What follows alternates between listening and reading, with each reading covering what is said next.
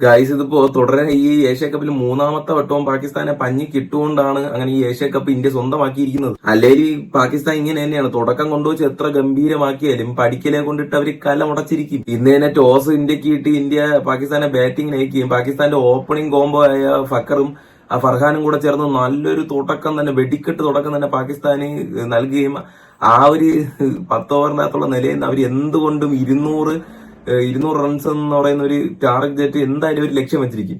പക്ഷെ ആ ഓപ്പണിംഗ് സഖ്യം പൊളിഞ്ഞ് അത് കഴിഞ്ഞ് പിന്നെ പാകിസ്ഥാന്റെ അടപടലം തകർച്ചയായിരുന്നു. ജസ്റ്റ് ഒരാളെങ്കിലും മധ്യനിരയിലോ വാലറ്റത്തോ ഇത്തിരി പിടിച്ചു നിന്നിരുന്നെങ്കിൽ അവർക്കൊരു ഭേദപ്പെട്ട സ്കോർ എന്തായാലും ഇപ്പൊ അടുത്ത് വരുത്താൻ പറ്റുമായിരുന്നു, ഒരു 160എങ്കിലും. വെറുതെ അലക്ഷ്യമായിട്ടുള്ള ഷോട്ടുകൾക്കൊക്കെ പോയിട്ടാണ് ചുമ്മാതങ്ങ് പാകിസ്ഥാൻ വിക്കറ്റുകളൊക്കെ വലിച്ചെറിഞ്ഞ് ഈ ഒരു 145 എന്ന് പറയുന്ന ഒരു സ്കോറിൽ അവർ ഒതുങ്ങിയത്. മറുപടി ഇന്ത്യയുടെ ബാറ്റിംഗിൽ ഇതുപോലെ തന്നെ പാകിസ്ഥാന്റെ ഗംഭീര തുടക്കമായിരുന്നു. പവർ പ്ലേയിൽ അവരുടെ ആധിപത്യം നമ്മളെ കണ്ടത് 3 വിക്കറ്റുകൾ, ഗില്ലിന്റെയും നമ്മുടെ അഭിഷേക് ശർമ്മയുടെ പ്രധാനപ്പെട്ട വിക്കറ്റ് മത്സരത്തിന്റെ തുടക്കത്തിൽ തന്നെ അവർക്ക് കിട്ടി. അവിടെ പിന്നെയാണ് മത്സരത്തില് പാകിസ്ഥാൻ നല്ലപോലെ തന്നെ മേൽക്കൈ പിടിച്ചിരുന്ന സമയത്താണ് പാകിസ്ഥാൻ എവിടെയാണോ ഒരു 2 പേര് ഇന്ന് നിലയുറച്ചെന്ന് കളിക്കാൻ പറ്റാതിരുന്നത്, അത് ഇന്ത്യ എങ്ങനെയാണെന്ന് കാണിച്ചു തന്നത്. അത് തിലക് വർമ്മ, നമ്മളെ മലയാളി ചെക്കൻ സഞ്ജു സാംസൺ എന്നിവരുടെ നല്ലൊരു പാർട്ണർഷിപ്പോട് കൂടെ നല്ലൊരു നിലയിൽ തന്നെയാണ് എത്തിച്ചിട്ട് സാംസൺ മടങ്ങിയത്. അതിനുശേഷമത്തെ ശിവൻ ദൂബെയാണെങ്കിൽ തിലക് വർമ്മയെ കൂട്ടുപിടിച്ചുകൊണ്ട്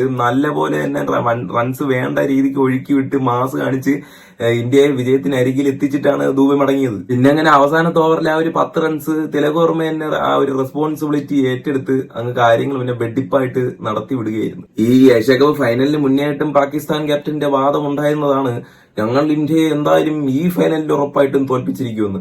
അത് വീണ്ടും എന്നത്തെയും പോലെ തന്നെ ഒരു നനഞ്ഞ പടക്കം പോലെ ആയിരിക്കുകയാണ്. പിന്നെ അതിലിപ്പോ വേറെ വലിയ പുതുമയൊന്നുമില്ല. എങ്കിലും സൂര്യ പറഞ്ഞ പോലെ തന്നെ ഈ പാകിസ്ഥാൻ ഇന്ത്യ മാച്ച് എന്ന് പറയുന്നത് വികാരത്തിന്റെ പുറത്തല്ല, അതൊരു റൈവൽറി ആയിട്ട് കൂട്ടരുത്. കാരണം ഇങ്ങനെയാണ്, ഒരു കളി കൂടെയെങ്കിലും ഇന്ത്യക്കെതിരായിട്ട് ജയിക്കാനുള്ള ആവിയില്ലാത്ത ഒരു ടീമിന് എങ്ങനെയാണ് റൈവൽസ് ആയിട്ട് ഈ കാലത്ത് ഇപ്പൊ കണക്കാക്കാൻ പറ്റുക. അപ്പോ ഈ ഒരു വിജയത്തിലേതായാലും 100 ഇരട്ടി സന്തോഷമേ ഉള്ളൂ. അപ്പോ ചക്ക് ദേ ഇന്ത്യ.